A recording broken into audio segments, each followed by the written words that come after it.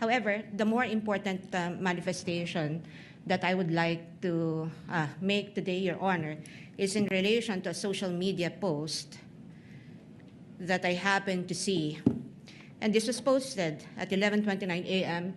by one of the private prosecutors, Attorney Amando Virgil Ligutan, posting that a principal or lawyers and law students know by heart misleading questions are not allowed even in cross-examination. Now, this was posted and picked up by Inquirer.net at 11:29 a.m. today.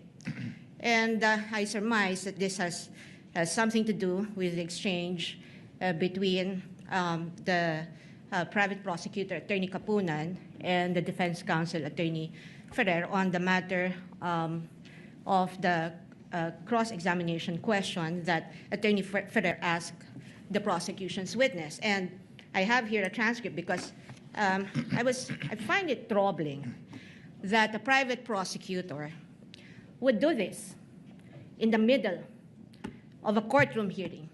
Because as far as I'm concerned, impeachment court is also a court of decorum.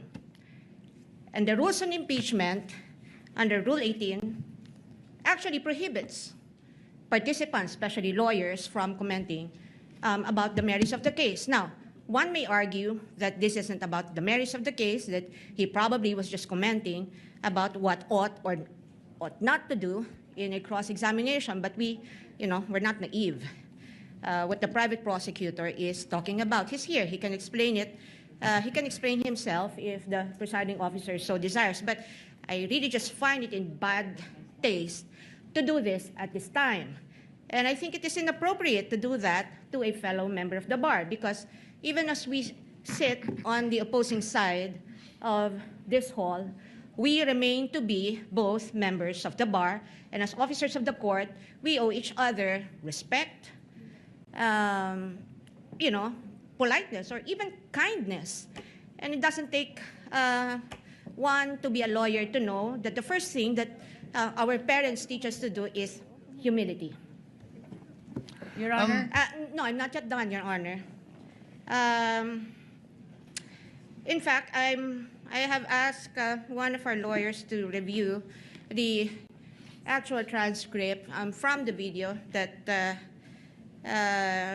transpired between the prosecutor and Attorney Ferrer, and it would seem that in the heat of the exchange, or in the passionate exchange of the arguments between the prosecutor and Attorney Ferrer was not even actually referring to misleading questions as allowed,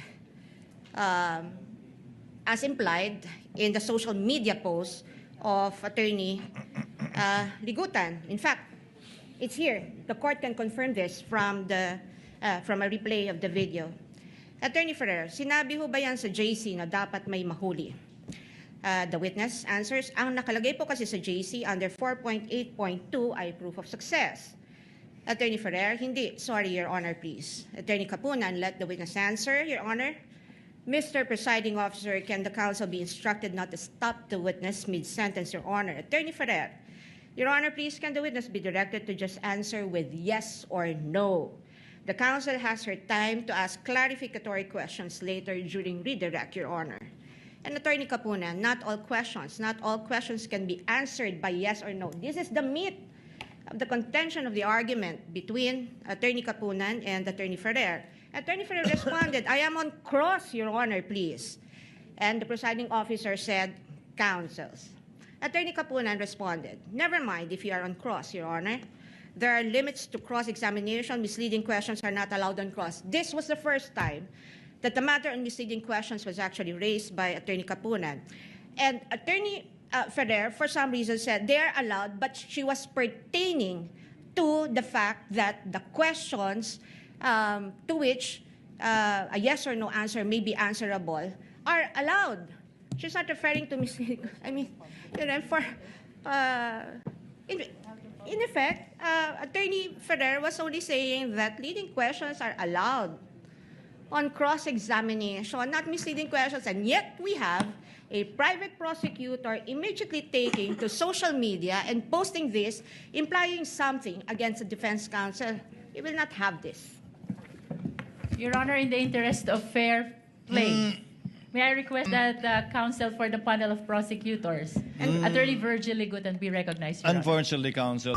Attorney Virgil, just your reaction to the manifestation of the lead defense counsel about your post on social media, please. Okay, so, right, supposedly, no? What I posted was, it was a statement of what the law says, eh. That's what I posted. So kung whatever the action ng defense, sa kanila na yun. I just don't think na just because nagpa-participate tayo sa trial, walang prohibition kung ano man in stating without adding anything to what the law or the rules are saying. Ulitin ko po, no? Klaro po sa rules of court na yung misleading questions hindi po allowed. So kung makikita nyo sa four corners ng post ko, no? Wala dun eh. It doesn't add anything other than ano yung nakasulat sa rules of court. Sir, but do you agree with the defense counsel's position na yung pagkakasabi ng it is allowed was not allegedly referring to Okay. the misleading statement? That's the time that I will not comment to that. I think I am wise enough to know if ever I am about to cross the line. So, I will ulitin ko, no? Yung four corners ng post ko, it is a statement na alam ng lahat ng law student saka lahat ng abogado. Hindi po pwede yung misleading questions kahit saan, kahit kailan, pagbalik-balik na rin man yung isang hukuman. Hindi po pwede yung misleading questions. Now, kung yung depensa po magre-reklamo, with all the respect po, kung babasahin doon, I am asking you, did I mention name? Did I mention what case? Zero. Nothing. Nada. So yung reaction, if they felt alluded to, sa kanila na po yun. Sir, but you believe your comment was not done in bad taste? Of course, Dwight, this is the question now. If you post something like due process is found in the Constitution, is there anything illegal to that? Just because nagpa-participate tayo sa trial, hindi po tayo pinagbabawalan to post ano yung sinasabi ng batas. So long as hindi po tayo nagdadagdag ng pangalan, ng value, or even interpretation. I could have understood the problem kung sinabi ko doon, ano yung interpretasyon ko sa batas? I didn't interpret anything. Okay. Yun na yun. Yung time is, I could post that anytime. You know what I mean? I could post it anytime. Ulitin ko po. Klaro po sa rules of court. Isang bagay po. Yun po yung tinuturo ko sa aking mga estudyante. So parang sa akin, by just stating ano yung nasa rules of court, ulitin ko, without naming any person, without putting the context or hinting to that I'm alluding to anybody, with all respect po, this is free country. Hindi po bawal mag-post on one thing. Ano yung nakasulat sa batas, ano yung nakasulat sa rules of court. Are you not pertaining talaga dun sa nangyayaring proceeding? Okay, I will not answer that question. Sir, but is the defense overreacting in your opinion? I will not answer that question. Sir, ganito, what okay. do you make out of the presiding Okay, officer's ganito, no? warning? So I lack your personal, but my Facebook page is still very much it's on. That's my Facebook page. No, ulitin ko po, no? That was just a posting of what the rules are saying.